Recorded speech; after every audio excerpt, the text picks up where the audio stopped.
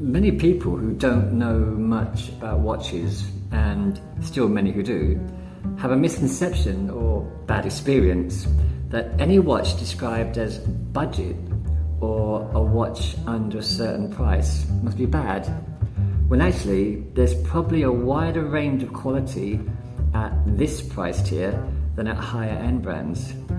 So you're going to get watches that are okay, watches that are good, and watches that are really bad. Actually a whole wide variety. So when a watch for just $2 keeps appearing in my watch searches, I decided to see what the constant marketing of the Yolako was all about. Let's have a look at this thing. Now, apart from my curiosity at exactly what a $2 watch would be like, I also bought this because of I have a red suit in my closet but no watch to colour match it with, and this Yolako is probably the reddest analog watch I have ever seen. But before I unboxed it, I made sure that I set my expectations as low as they possibly could go, which was fortunate. Let's go over the dimensions of this thing. Now, I should say first off that as soon as I got the watch, the strap fell off. Actually, the strap broke from the spring bars, so I had to put it on an OEM strap. This strap actually cost about $2 itself. Let's go over the basic dimensions of this thing. It's a standard 40mm width across the face, a 48mm lug to lug, 20mm lug width, and about 9.5 inches deep. The material, obviously alloy, but there are different qualities of alloy. This alloy would be somewhere closer to a Coke can, I'm guessing. Some compressed Coke cans. It's absolutely awful. And as you can see, the bezel, which is fixed, it's fixed because it's part of the case. So the bezel there is just for show. But I still continued because I liked it because it was very red and it did match my awful red suit. It does have a nice sunburst. The indices are applied, loomed and bordered in silver chrome. In between the indices you have printed minute markers.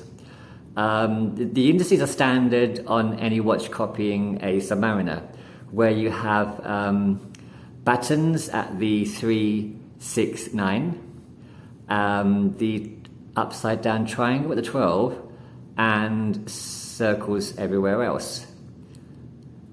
The hands are typical Mercedes style hands, short fat hour, long stick minute, and a lollipop second, and again all loomed. But I think it's not loom. I think it's just white paint. The bezel itself, you have a loom pip there. The printing is actually okay. It's probably just a transfer across some very, very cheap aluminium at best. The crown, standard push-pull with some crown guards. Let's check that minute hand jump.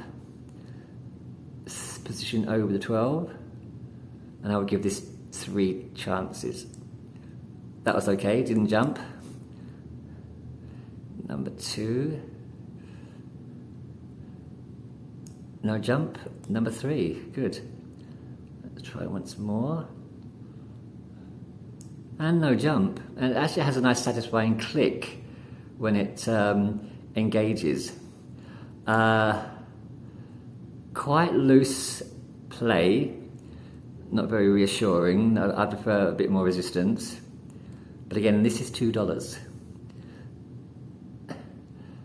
you have a really, really nice sunburst actually, which is the main and only feature of this watch.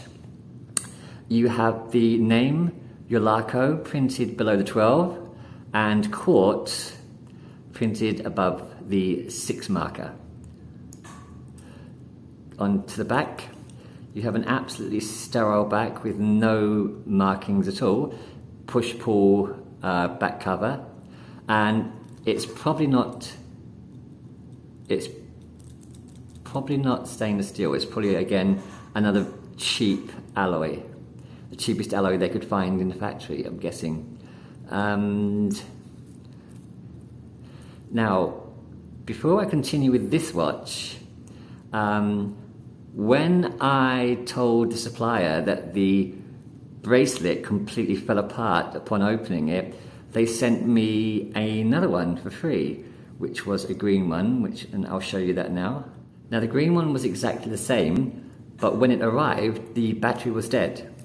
So I popped off the cover, put in a new battery, pressed the back cover back, and the hands fell off.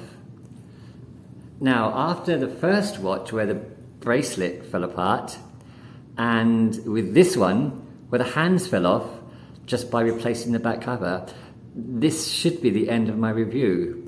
But I will persevere and give you a more in-depth review of the Yolako.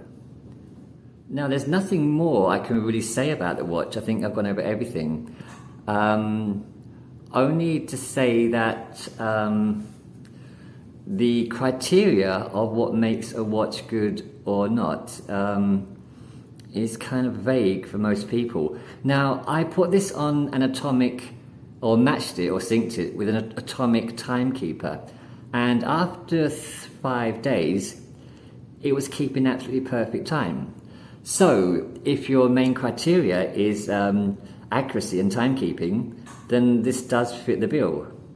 Now, for other people, there are other factors. There is the price, there is the brand name, there is the materials and the feel, and there is, what other factors are there? Well, I think the most important one is one that's more abstract, which is when you look down at your watch on the wrist, how does it make you feel?